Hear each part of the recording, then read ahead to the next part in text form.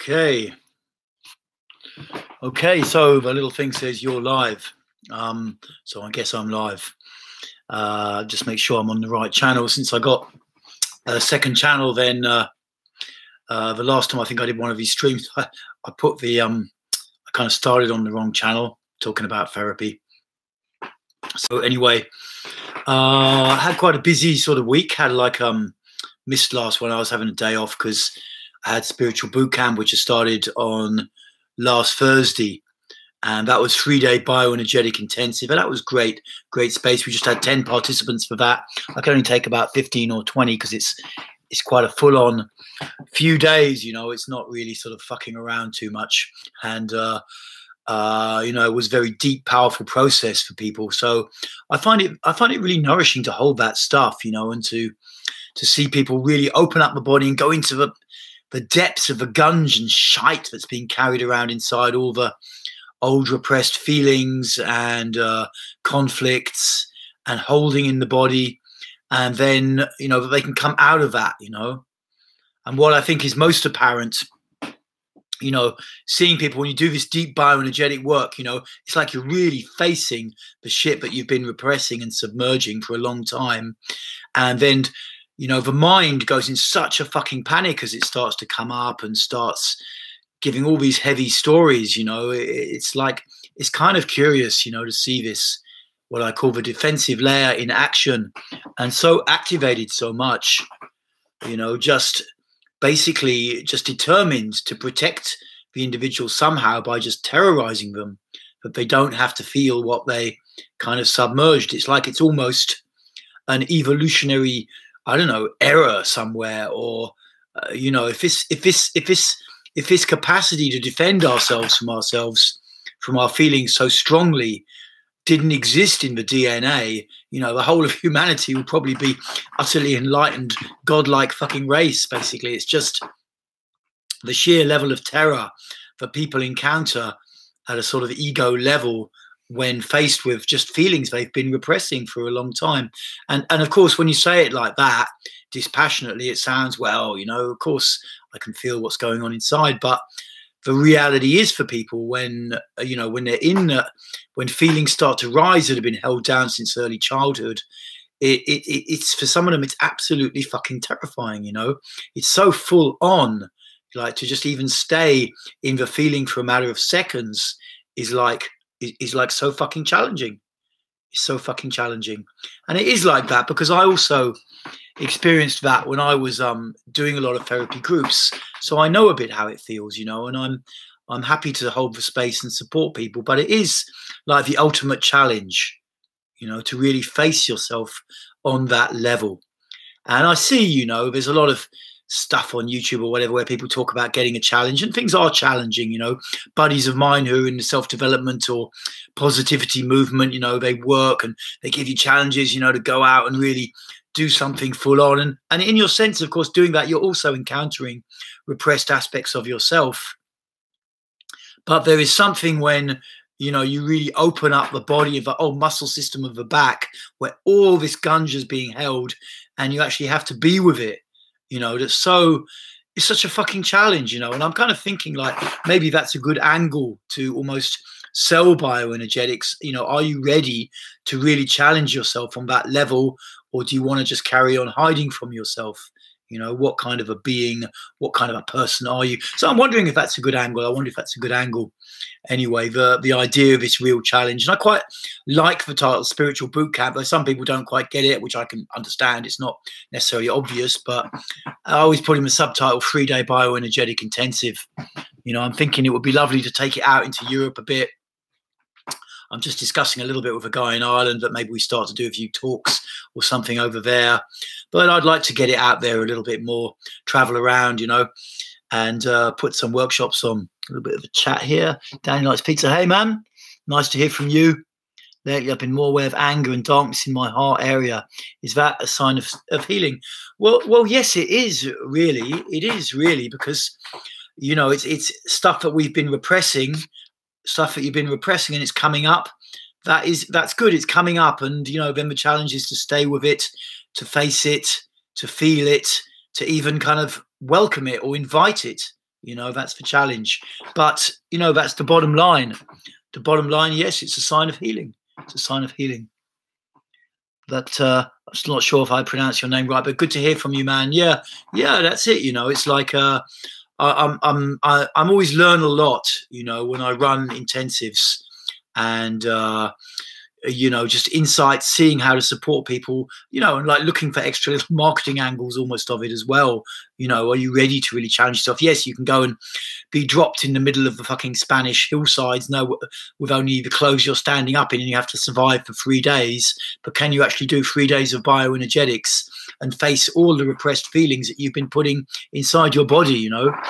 Yes, you can jump off a bridge 100 foot with a bungee and whatever in some native tribes part of Africa or something. But yeah, can you really face yourself in terms of all the stuff you've been repressing? Yeah.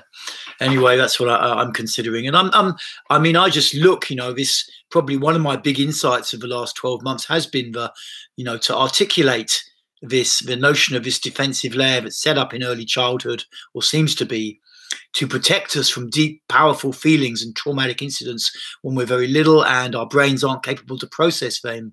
And but it just keeps on going, like one of those soldiers, you know, one of those soldiers that just keeps on fighting the war, you know, 10 years after the war is actually finished. Danny, I signed up for Elliot's 3-day bioenergetic camp. Cool. What, in the States is that? In the States? Sounds good. I'd like to hear from you how it goes and what you think of it. Elliot will be over here next month, and he you know, he's been over here. He's over here next month, November 10th and 11th, and he's doing a 1-day or 2-day workshop in London. I'm going to help him a little bit. He invited me on the second day. Doctor, do you believe in ego deaths? Have you had any? Well, I mean, yeah, you know, I don't think I've had a huge one or something like that. Often when you do a lot of therapy, like intense therapy, encounter groups and that kind of thing, you know, your ego gets battered around a great deal, but it pops back up again, but in a slightly purified form. And I think, you know, with therapy and the kind of work that I do, you know, it's not so much that you're looking for ego death. It's more that you're looking to purify it and take some of the unconscious drives out and take the unawareness out, essentially, you know.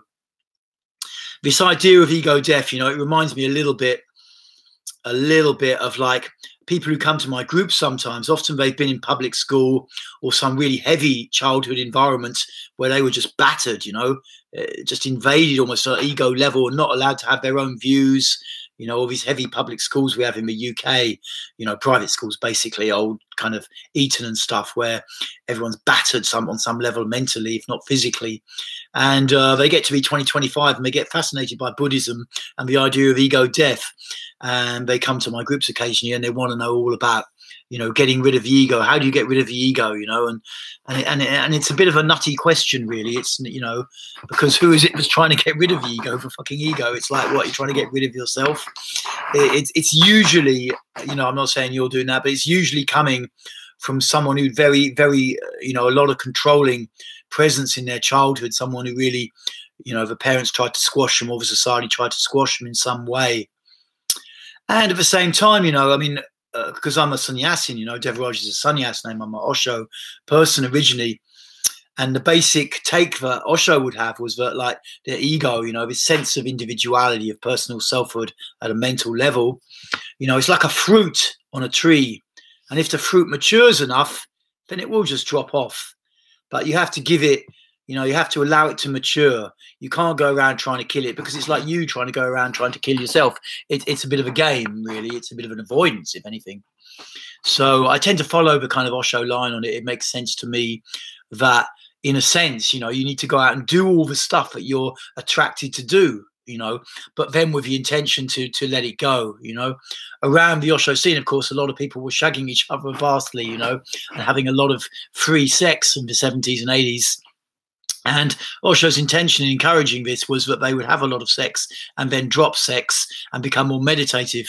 But I'm not sure that everyone quite got that far. They just seem to get a bit more addicted to just constantly shagging each other.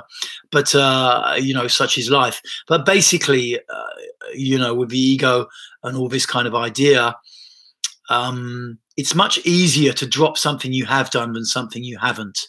You know, if you're sitting there trying to meditate and you've had a great time doing all sorts of stuff sexually, you know, being the boss out in the world and making money and this kind of thing, it's much easier to do that. It's easier to do that than it is if you, you know, if you haven't done any of those things. They prey on your mind a lot stronger. It's harder to let go of them.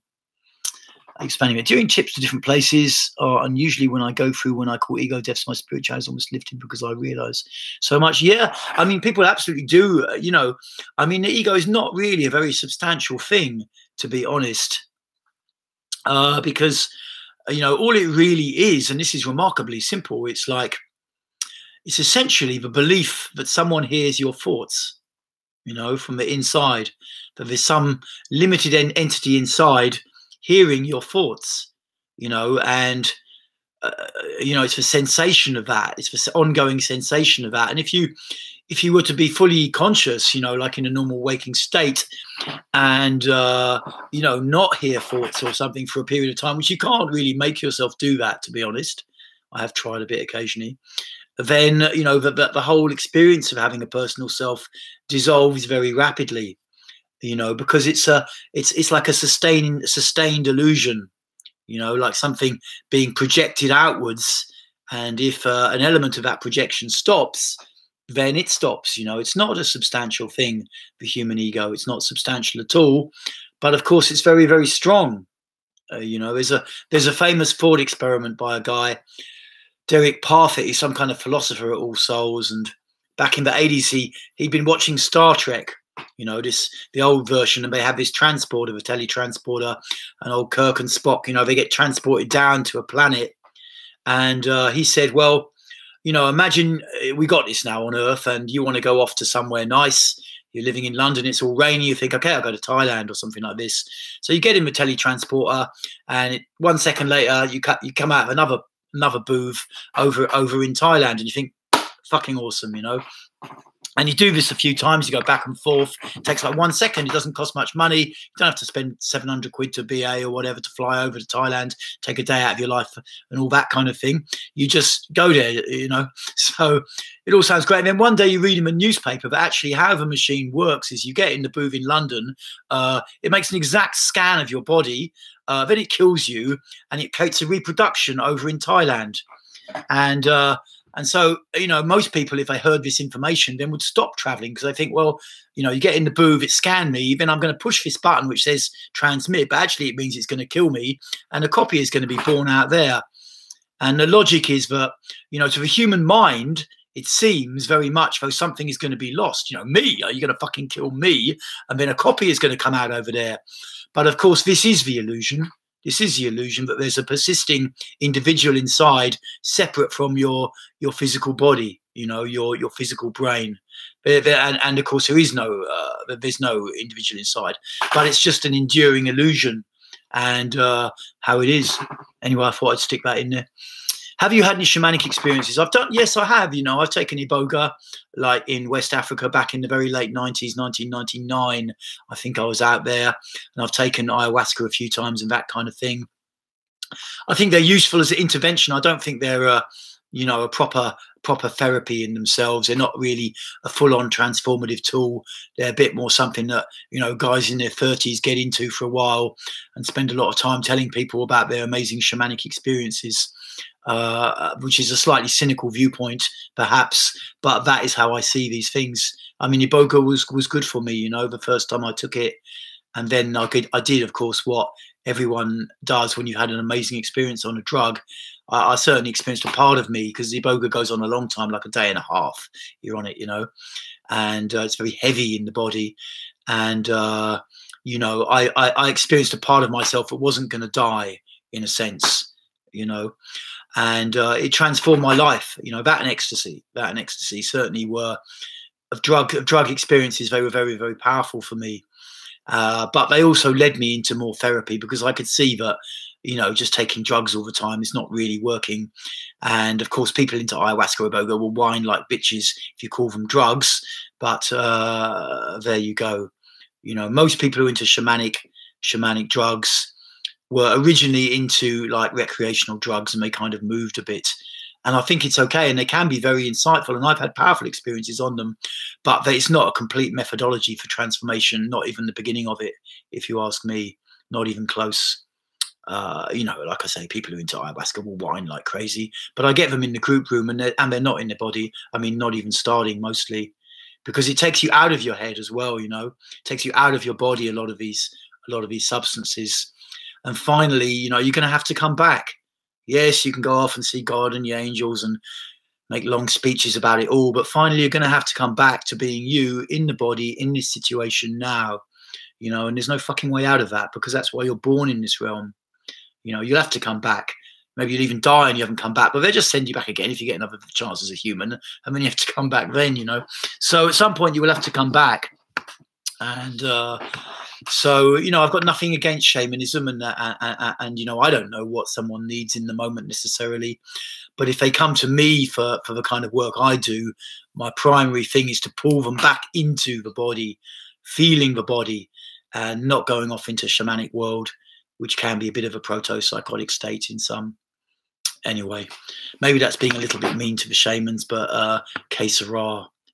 I've met, you know, a few and nice guys, and also some powerful spiritual individuals in my time, guys like Ratu in Bali and stuff like that. You know, very, very powerful people on a shamanic level. You know, can stop people's hearts and start them again 10 hours later, and all this kind of heavy shamanic kind of voodoo shit, you know, and do all sorts of knock 80 people over by going like that. You know, it's kind of it's quite freaky when you're when you're around him. He doesn't do so much of that stuff anymore. He's a bit older and more kind of relaxed these days, but in his younger days, he used to do that kind of thing. Anyway, if anyone else has got a question or something they want to share or put in, then I'm very happy to have a crack at answering it. And just stick it out. You know, I'm looking forward to what have I got going on next. I'm doing a talk this Friday about therapy, and I'm not super busy for a couple of weeks. And in November, I've got a couple of short workshops. I've got and a 7-day intensive I'm co-leading. Then I've got a depression and anxiety group at the beginning of December. Then I'm off to Nepal for 10 days, and then I'm back for a men's group, and just before Christmas. That's mostly what I'm up to, and I'm just planning a few things for January, February. I'd like to get out to Europe or Ireland a bit and do a bit of something. Ethan, hey man, hey Dev, it's good to see you again. How are you? Yeah, I was just putting earlier on in the thread, earlier on in the video. I'm doing good. I just finished doing a 3-day spiritual boot camp, and I could feel this afternoon a little bit drained. It's the second time I ran spiritual boot camp, and the first time I was quite drained for me, because I don't get drained so easily. But I realized, you know, I was mind fucking about it a lot, and will it be all right, and all this kind of, you know, panicking a bit. I mean, not massively, but for me, panicking a bit. And this time, you know, it's just whenever I run something for the first time, I'm more nervous and anxious about it, and then the second time is easier. And it was easier this time. You know, my anxiety level was down about 70-80%, and probably by the third or fourth, I'll just be kind of doing it blindfold, so to speak, or nearly, you know. And just great to see people going through a 3-day process. Particularly enjoy supporting, you know, people who come in a real fucking mess, but who are up for really going deep to try and clear it out. You know, I like to offer that kind of work. You know, I really like to offer that kind of work, because I needed it myself when I was going through therapy. So I'm happy with that. Anyway, if anyone's got anything else they want to put out, then do go for it. I've got quite a little list of videos I'm still going to make, and I want to do some more workouts soon. I mean, I've often, because I run regular 1-hour groups here at the centre, Osho Leela, you know, in the mornings, but I always feel a bit bad about, you know, if I'm going to take a video of the whole thing, because some people might not want to be up on YouTube, and I don't want to go through the whole hassle of asking people, but it would be good to put more workout videos online for people who are up for it to follow along, because the 1-hour ones in the morning are pretty fucking intense, and they can be good if you're really up for moving your energy for an hour. So I'm still contemplating that. I don't think I've quite reached the level of kind of I don't know, adoption or whatever they call it, where I've got people coming along and saying, I'm going to photo this and I'm going to photo that, and that kind of thing. Another question: would you ever hold a workshop at the Osho Lila in Boulder, Colorado? I guess that makes sense. But I didn't know there was an Osho Lila in Boulder. I know there's a few sannyasins around. What's the name of that place? Sedona or something like that. But I don't know. I mean, I know I've only ever been to New York twice, about 20 years ago. So I really don't know America geographically very well. But if someone invited me somewhere, I'd be happy to give a workshop if I got my expenses paid, you know. I guess, you know, I'm enjoying putting myself out on YouTube, and it does bring out opportunities for me. And it's interesting to just meet and talk to people. A guy called Nick Elvery or something like that came over the other day and recorded a little podcast for about 30-40 minutes with me, and I was chatting about bioenergetics and what it can offer. And I think he's putting that out soon. In fact, it was a kind of video podcast, you know, and you have this little cameras and stuff, and you know, you get a lot of opportunities, you know, getting out there. I think he heard about it from a guy I know, Jason Capital, who's very, you know, out on YouTube doing stuff, a good guy. And it's exciting to get involved in different scenes, you know. Traditionally, therapists a bit kind of, I don't know, a bit old and crusty and kind of, yeah, I don't know. That's my impression I often had of them till I started going to places like the Humaniversity or meeting the sannyasin therapists who are always a bit more wild and rock star-like, so to speak, you know. It'd be fun to get a European tour together, you know. Could have posters like a sort of Motorhead tour or something like that. Have a little cup of tea. So if you've got any other questions or bits to put out or whatever, if you're interested, you know, hearing this video now or later on, to put on some bioenergetics somewhere in Europe or something like that, I'm well up for coming out there. I've done a bit in Budapest before. I've got a couple of connections there. But I'm thinking for the new year, I'd like to get out a bit more and do, you know, even some talking stuff or some talking and question and answer and a bit of practice and things like that. So if that rings a bell with you and you're interested to put me on somewhere, just drop me a line. Drop me a line or leave a thing on YouTube. It always notifies me if someone's leaving a comment. So that would be cool. Happy times. Do our trauma programs run on dark emotions? How does feeling them help release the past? Well, if I understand what you're saying, then, you know, trauma, there's two kinds of basic trauma. You know, abandonment, or, you know, something being missing, you know, like wanting your mother and she's not there. You know, it's one thing. Reaching out to someone and they're not there, abandonment, or invasion, someone coming into your space or your mind space, your ego space, and in a way that you don't want, you know, physically, emotionally, or sexually. So those are two basic kinds of trauma. And what happens is, if they happen to you when you're quite young, the brain has a way to displace the emotions because it's too much to feel in the moment and hold them in the body. So, you know, the trouble is then, you know, if you're an animal doing that, because animals have the same thing, then it will release them at a certain age, as I understand it, and shake them out, just, let them out, you know. But human beings have this very complex higher mind, and it's all great for a lot of things, but it's really, really shit for feelings and for getting integrated. So before the trauma ever comes out and it's just held in the body, and then from an egoic level, we just keep holding it in, you know, to the point where probably the average human being feels 10% of their normal emotional capacity. You know, they're operating at 10% on an emotional level. Might be highly functional in terms of thinking and doing up here, but in terms of really being human, highly dysfunctional. And so feeling the old stuff helps to release the past, you know. Exactly, it helps to get it out. You know, you feel it and it comes out. And in actual reality, you know, in bioenergetics, which is what I'm mostly teaching, you don't always feel the whole traumatic impact of the past. You know, it just opens up the muscle system to release stuff. And maybe you don't actually feel all that massive, you know, how painful it was when your mum left or your dad screamed at you when you were 2 or whatever has been held inside of you. Maybe you do feel it, or maybe you don't, or maybe you feel a bit, you know. It's actually quite good at opening the body without necessarily the need to go right back into the feelings, but you can't predict what will happen. You can't predict what will happen.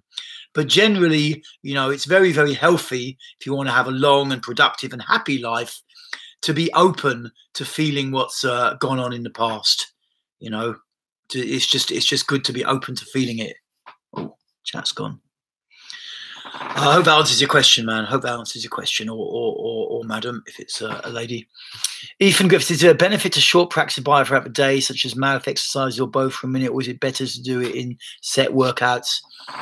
I mean, if all you can do is do a minute here and there, then that's okay. But for me, certainly, if you can do a good long workout, or really, take half an hour at least to do bow and arch in the morning, then that is very good over time. This morning with the program I'm running at Leah, we did 7-minute bow and arch. So that was like 7 minutes 3 times round, 42 minutes in total. And that's very, very powerful, very, very powerful.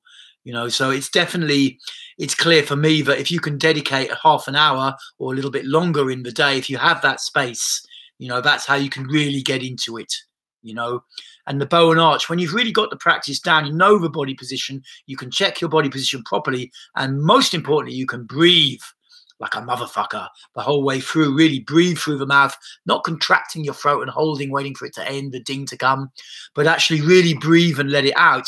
Then the bow and arch is a very powerful practice to do for longer term, But often I see people who've been practicing it for a long while and they say, how am I doing it, Dev? And they're frozen as fuck, just desperately waiting for the bell, convincing themselves they're achieving something. And they are achieving something. But, you've got to keep breathing deep and get the position exactly as good as you can. It won't work if you let yourself off the hook. You've got to stay right on the edge of the comfort zone. I'm going off track a little bit, but basically the answer is that, you need ideally to do it for a longer time, and dedicate a chunk of time to it and make sure you complete what you've agreed to do with yourself, Okay, I hope that helps, Ethan. Happy times are interesting. Thank you. No worries. No worries. Happy I could help. Liane, can bio help deal with emotional eating cravings? Well, yes, they can, because, we have different ways, all of us, kind of maybe learned or maybe in our DNA, to deal with repressed feelings. And the craving to eat is one of them. It's one of them. We don't need to eat all the time. Our brain was actually largely formed in the hunter-gatherer phase. Your higher mind was formed. And, you didn't eat all the time. You didn't go and sit down at a table with your Stone Age buddies or whatever, or your Neolithic Australanius or whatever they call it, ape ancestors. You're, okay, it's 3 o'clock, time for lunch, 1 o'clock, time for lunch, 7 o'clock, dinner time now. So, it's not in your DNA as far as I can see it, but you need to eat all the time, And so a lot of the eating compulsion, that sense of getting something or getting it into your mouth is a kind of learned way or an adaptive strategy, whether it's learned or not, to deal with underlying repressed emotions. So bioenergetics can help with it, most definitely. Practicing bioenergetics regularly can help with it, So that level of craving that comes in, you need at some point to go through it. Also, what can help, not always ideal if you've had actual eating disorders, but it's things like fasting just for a day. I was about, 38 years old, about 20 years ago, basically. And I decided to do a 1-day fast. I was working in construction or something at the time, or maybe it was my criminal phase. I can't quite remember. But anyway, I did a 1-day fast. So I didn't eat anything for 24 hours. And I felt so fucking high after it. Not because my body was suddenly purified or something. It wasn't. But because for the first time in my life, I hadn't eaten anything for 24 hours. And it felt like I had control over my eating. And I never really had an eating disorder or anything like that, or big eating issues, maybe a little bit, but not big time. But it was so good to do that, just to prove to myself I wasn't being controlled by food, by the desire to eat food. It was fucking awesome. It was fucking awesome. So, it's something else you can try if you've got really heavy stuff going on with food and anorexia, bulimia, that kind of thing. Maybe fasting's not such a good idea. You have to consult someone who's a bit more knowledgeable in that area. But I think it's worth doing, to do like a 24-hour fast, something like that. It's really good. It's great. And do some bioenergetics in it as well, Bow and the arch is always a good staple. And if you want to get more in your gut, then the triple opener or belly activation. I'm going to do a new version of for belly activation soon, because I had a few more insights the last time I was teaching it in the spiritual boot camp about a way to kind of get your body to kind of push you back into the gut, So I'll be hopefully putting that out in the next week or so. It's not a huge shift actually from the original belly activation, but it's a slightly different focus in a few areas. Anyway. So if you've got any more questions, feel free to stick them out. I see there's a few people online, and it's a bit quiet today, but question-wise, but all good. So have a look. I like to support people to keep doing the bio, basically, because you need support. It's quite challenging if you don't have peers, you're not part of a group. Look what you can do to keep doing it, particularly at the times when you don't want to do it. What else have we got here? But do you believe in Tai Chi? Well, yeah. I mean, I used to see when I was in Hong Kong and that, I used to see people doing it out in the park and stuff like that. I think it's good. The Orientals tend to work on an energetic level rather than an emotional level, and I think it is more of a Westerner's path in life to be more outgoing and screaming and shouting extrovert, really. So I think Tai Chi's okay, but if you can bear to do bioenergetics and kind of stuff, then I think that is more of a natural Western path, personally. Hey, Brian. Yes, good to hear from you, man. Yes, you just got back from spiritual boot camp. Looking forward to the next one. Cool. Next one's in February. The hose down's going to be a motherfucker then, eh? I don't know if you did the hose down each morning, but yeah, that's kind of a fun element we added to it. But you have to have a cold shower outside. The guys line up and have a cold shower, and the women line up and have a cold shower. I loved it. Yeah, it gives an extra little kick to it. A few people were like, because we had a little staff meeting before we start, and it was like, shall we have the cold showers or not? And I thought, yeah, why not? Bloody hell, it's not that cold. Maybe February we have to look, but I mean, I have them anyway in my shower. So yes, so why shouldn't the others? No, it's not totally my thinking. But yeah, man, cool. It was great to have you on the workshop, and I hope you're doing good, and the interesting talks thing that you're getting together is going to keep on moving for you. It's good to see people standing up, getting out in the world and putting out alternative opinions, because people are doing it all over the place. These TED Talks have inspired a lot of people. There's a lot of people out there who want to hear a new message or something a bit different, and so it's just good. And now we got the internet, you've got so much variety of stuff that's going on out there. It's just fucking awe-inspiring, and of course quite confusing at times, but nevertheless excellent. Anyway, if you're sitting there in your room and you've got a question on your mind, but you're a bit like, oh, I don't dare ask it, maybe you'll say something horrible to me, or maybe people will laugh at me or whatever, just take the courage to put it out. Because I mean, the reality is that every question you ask, it can help someone else also, even if they're not on live stream at the moment. A lot of people listen to this stream in the next week, and it can really support them. It can really support them to think, wow, I've got that question as well. It reminds me of when I started to do men's groups back in the early 2000s, and I had all this stuff inside as a guy around sex, around feeling confident, and I was terrified to put any of it out. And then I'd go to the group and I'd see all these kind of quite tough looking guys talking about their inner world. And I was like, whoa, this is really, guys I knew down the pub or other punks and wasters and criminals, everyone was keeping a big front up, basically. All of us, we're all keeping a big front up. And ultimately, it's just a lot of internal pressure. And so, it's good to put questions out if you've got a question and have some courage. And you don't know when it could really support someone else who's similar down the line, and really, support them to take a step and move deeper. A lot can be gained by sharing what's going on inside.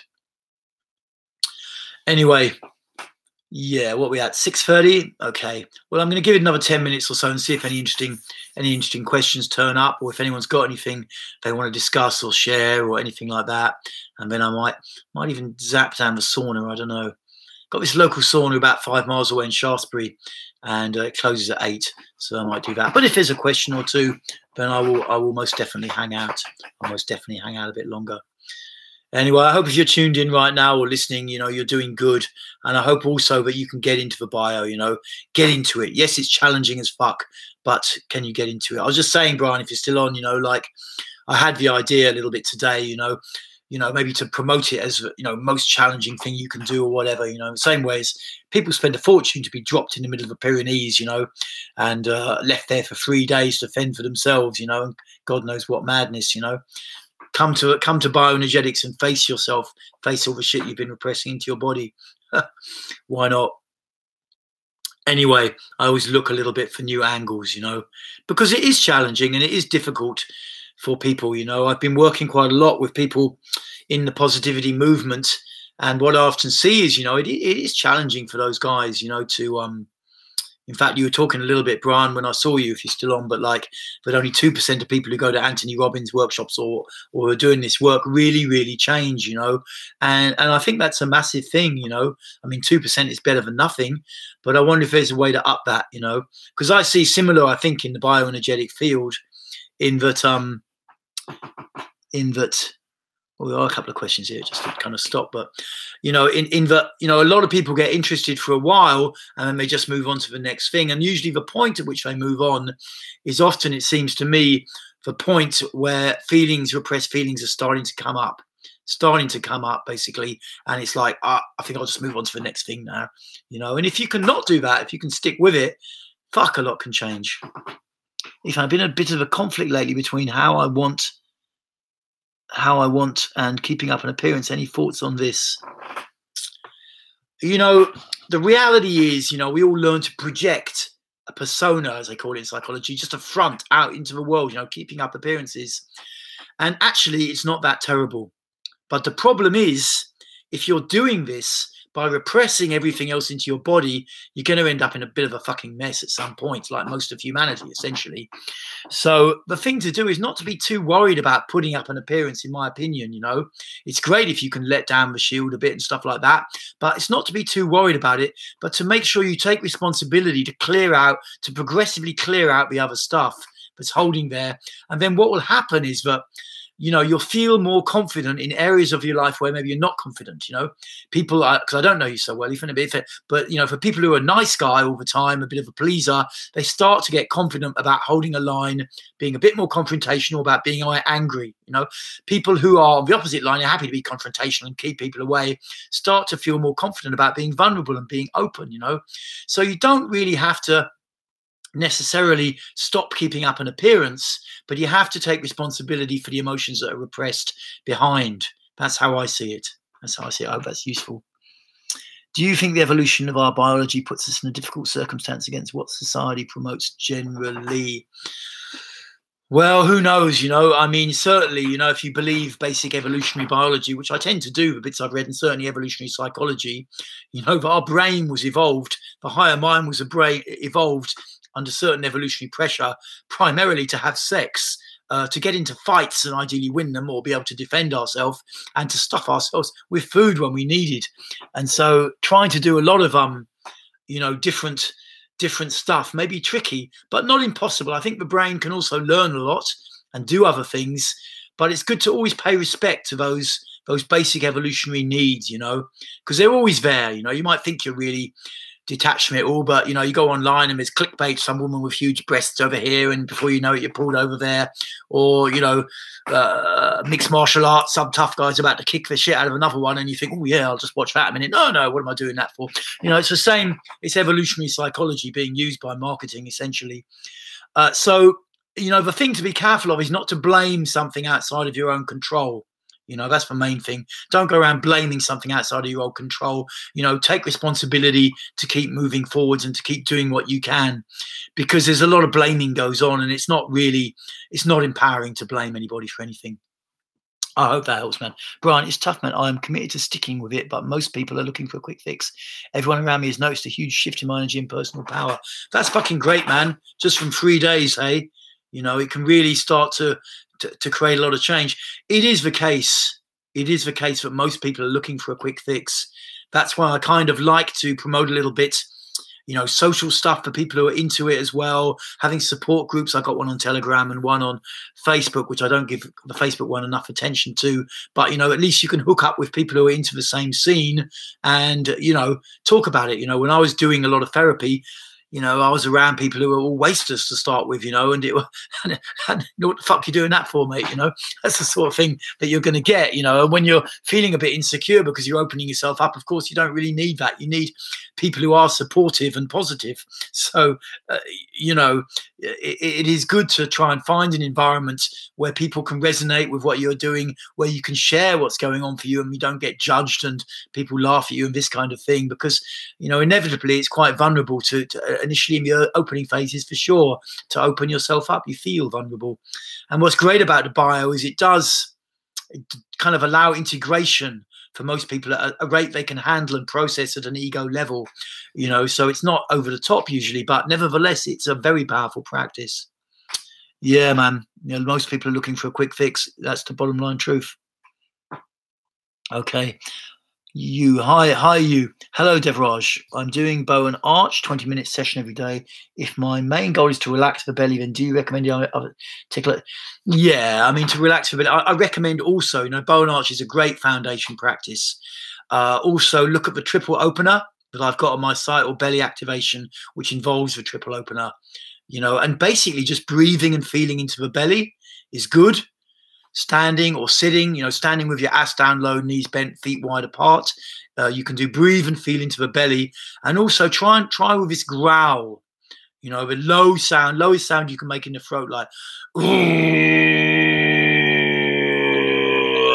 and feeling into your gut. It starts to activate the belly. Also, does the bow and arch help with the belly? Because I do feel some release there as well. Don't know if I'm mentioning it. Yes, it does. Yeah, it does. Sure. You know, the bow and arch, I mean, it opens up the whole back line of the body, but everything's interconnected, you know. And if somewhere your body is trying to pull you more into the belly, then the bow and arch will help. You can just kind of get a bit more focused there, doing some belly activation. Look on my YouTube channel. I'm going to do a new one about that very soon. But for sure, the bow and the arch is a great cornerstone practice. And if you can do that every day, man, then you're doing fucking great. You know, simple as that. Simple as that. Reese, how did you become a bioenergetics practitioner? I just started one day, basically. I just started one day, to be honest. I did a lot of group therapy with an organization called the Humaniversity in the early 2000s. I did about 5 years of their therapist training, which was a 4-year program. And then they, for people who wanted to continue, they extended it, and I did another year. And that gave me a lot of group room experience. And then I started to run groups at some point, more emotional expression work. And then I got turned on to bioenergetics, which I'd done a lot of, I'd received a lot of, and I started to teach that. And because I had the group room experience, you know, like I'm used to being in a room of 50 people all going totally fucking berserk, screaming and shouting and hurling themselves about, because I'm used to that kind of environment, you know, I could hold bioenergetic process, which isn't as intense as that, you know. But essentially, if you're asking me and you want to become a bioenergetic practitioner, you know, you just really, in my opinion, need to do a lot of bio. I'm hoping in the next couple of years to get some kind of course together, because people are often asking me, how can I be a practitioner? The last people I knew that were running a course, they kind of stopped it, because what I heard was, you know, the reality is you need a lot of experience to really start to run groups, maybe to do stuff one-to-one. There are still courses around, or you could learn, for example, you know, Reichian characterology. It's a bit old now, but that kind of thing, or how to do one-to-one sessions with people with bioenergetics. But to hold actual groups is definitely trickier. Another thing you can do, if you're asking about how to do it, is to learn something called TRE, trauma release exercises, created by a guy, I think his name David Bocelli, and which got trademarked, you know, as Americans do. But you can do a course in that for a couple of $1,000s, something like that. And it's like a subset, a small subset of bioenergetic practices. The thing I recommend in reality for people is just go and do it. Just go and do fucking tons of it, and go to different teachers if you find them around anywhere near you, and just keep on doing it and doing it and doing it until either someone tells you, you should be doing it by now, you should be teaching by now, mate, because I'll tell people that if I think they're ready, or, you know, you really just decide, hey, I'm ready and I want to start doing it. You know, that would be my advice if you want to become a bioenergetic practitioner. First of all, do it so much that you internalize it, internalize it. I hope that's helpful, Ethan. Thanks for the response. For example, I feel that the way I dress isn't appealing to many potential friends or partners. My guess is a fear of being judged or rejected for who I am. Yeah, well, you just have to take a risk, you know. And if the way you dress, I don't know how you dress, but and you don't have to show me a photo, but, you know, if you're scared to wear something bright the bottom line is you just have to get something bright, like a bit of, you know,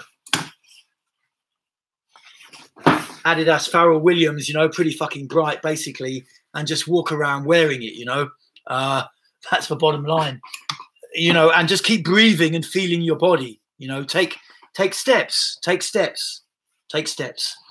You're obviously aware of things you want to change. So look for a way that you can take graduated steps to change them. And when you are changing them and walking around, you know, breathe and feel your body. I was on a retreat in India about nearly 15, 20 years ago. And we had to, it was in Goa, and we had to put a 1 rupee coin, which is about the size of a 10p piece if you're, you know, 2 bits, I think, in America. And you had to put it on your forehead, lick it, and put it on your forehead, stick there, because it's quite sweaty in India, it would stay. And you had to walk around Mapsa Market in the middle of Goa, you know, with gangs of Indian kids ripping the shit out of you, you know. It was quite challenging. But I managed to do it. You know. And actually looking back, it was easier because I was not Indian. You know, if I had to do it walking up and down Oxford Street, I think I would have been a bit more scared. But still, it's a good challenge. The one caveat I always say with these kind of challenges is to make sure you're breathing and staying in your body, because sometimes people do a challenge like a crazy fucking thing, but they kind of leave their body while they do it, you know, and that doesn't really help you. So, you know, if you want to increase your riskiness with how you dress, and that's fucking great, man, you put it out on a live stream, because now you've got to do it a bit, then start to take steps. Go to a, you know, look around. What would be a risk for you to wear, you know, and just fucking buy it and wear it a bit and give it a go. Okay. And, you know, you just have to breathe and feel, and the chances are, you know, the world will not swallow you up. Brian, 20 minutes every day of bow and arch is fantastic. I'm making habits of it now. Well done. Yeah, that's it. Exactly. Do you find TRE effective as good as bio? I mean, I wouldn't say it's as good as bio, basically. And that's not just because I teach bio and I never did the TRE training. TRE came out about 10 years ago. I think I had the original book on it, and it's now about in its 3rd or 4th edition. And it's a very small subset of bioenergetic exercises, if you ask me. That's never been admitted by David Bocelli, but that's how I see it. He's now trademarked it and done all that American stuff, which I think is fine, because there's a training and people do want to get into this kind of body work.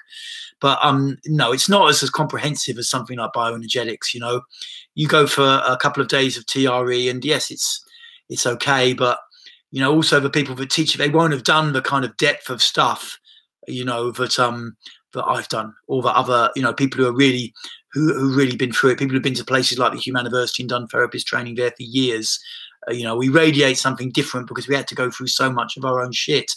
The teachers of TRE, you won't see that. They're more, well, I'm not really going into judgments, but I think it's definitely cool. I think it's definitely okay. And if it's around you, it's great to do it.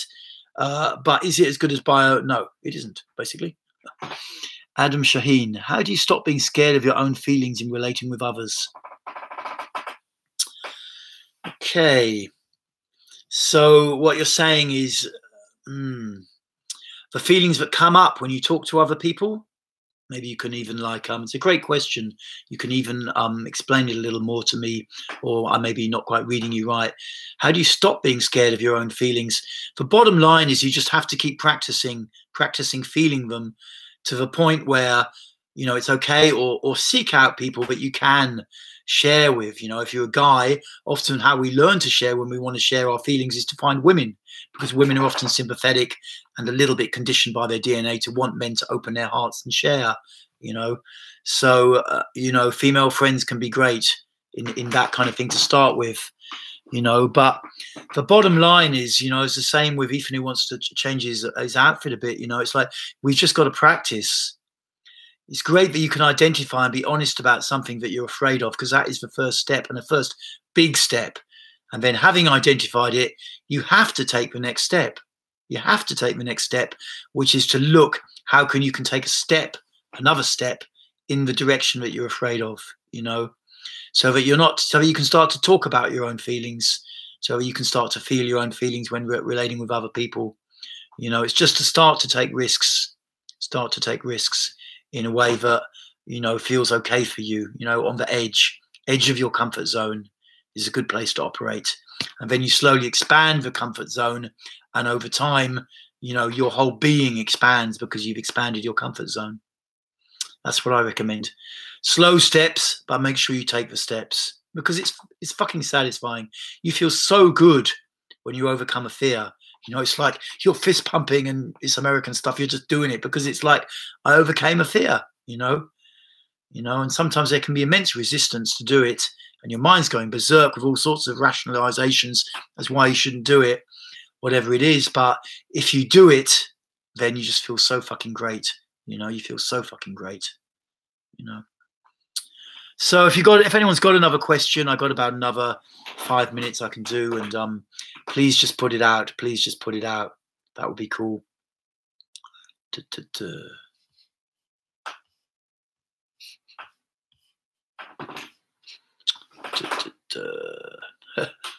Yeah, I'm going to do a couple more minutes, and then is there anything else?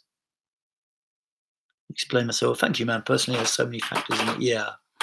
We you know, a personality emerges from us, you know, either kind of trying to model, you know, some kind of alpha hero in culture, or usually withdrawing a few bits because we think we're not good enough, or going in the opposite direction and just being a kind of antagonist to society, you know, an anti-hero in some ways.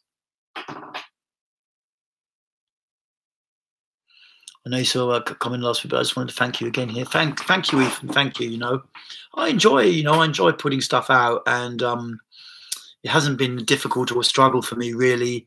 And it's just really great that guys like you are getting into it. And I hope you can continue expanding your own practice to the point where you're ready to teach others if you want to, and, you know, start to be a bit of a light that you can put out in the world, because, you know, the planet needs it a bit. You know, it needs it a bit.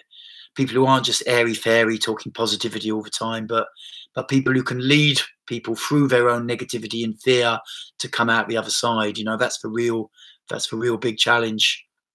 And thank you, man. Thank you. Okay, so if anyone's got a last minute question, now is the time. I'm going to give it a couple of minutes. Now is the chance to put it out. Otherwise, I shall be off. I don't know if I'm going to make it to the sauna, really. Shuts at 8. It's a 15-minute drive away, but maybe I'll get there later in the week. Have a little bit of San Pellegrino.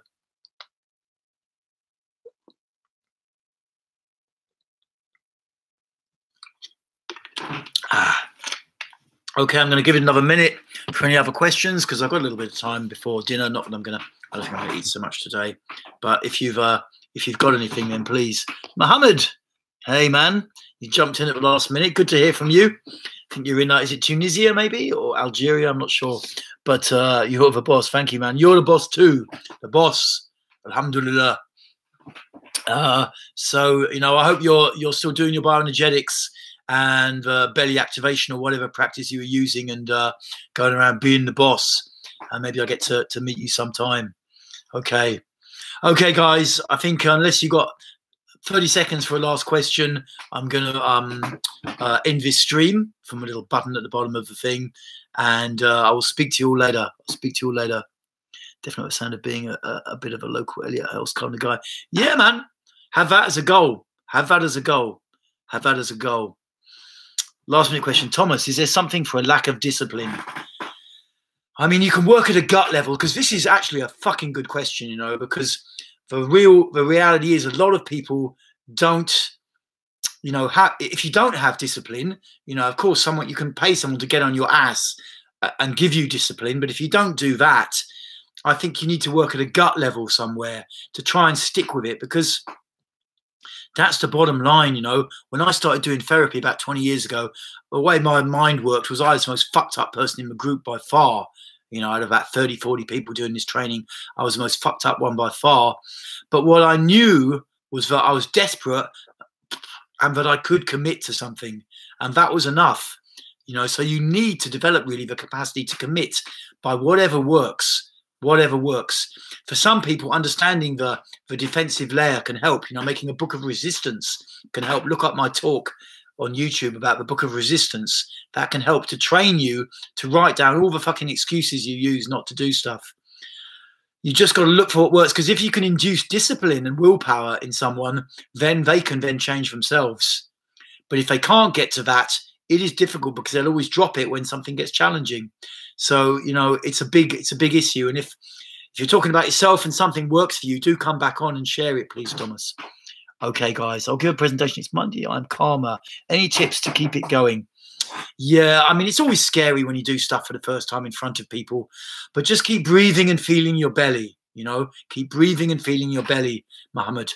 You know, and if it's a bioenergetic exercise which really chills you out, then go for it. You know, then go for it. You know, the bow and the arch a bit before in the morning or something like that. But the bottom line for me is when I'm getting nervous, you know, I breathe and feel my belly. You know, maybe sit down, feel my belly, and because I've got some energy down there, you know, then I can just say, okay, I'm going to do it. I'm going to be grounded, and I'm okay. Okay. Oh, last minute. Oh, grounding exercise is best for developing assertiveness. Would you recommend anything better for developing assertiveness? You know, yes, you know, grounding exercises are good for developing assertiveness. I recommend you come to a group working with anger, basically, because most people who aren't assertive can't fully express anger. And if you learn to do that, you know, then you'll find that in normal society, you won't need to go around screaming and raging at people, but you will be just naturally much more assertive and able to take a position and not putting up with shit. That would be the best I would recommend. And yeah, thanks, man. Thank you, Mohammed, as well. And okay, guys, I'm going to check out now. Hopefully back next Tuesday, I think, pretty sure. So I'll speak to you then. Okay, guys, keep doing the bioenergetics. Keep doing it. Never mind what your defensive layer is saying. Stick with it.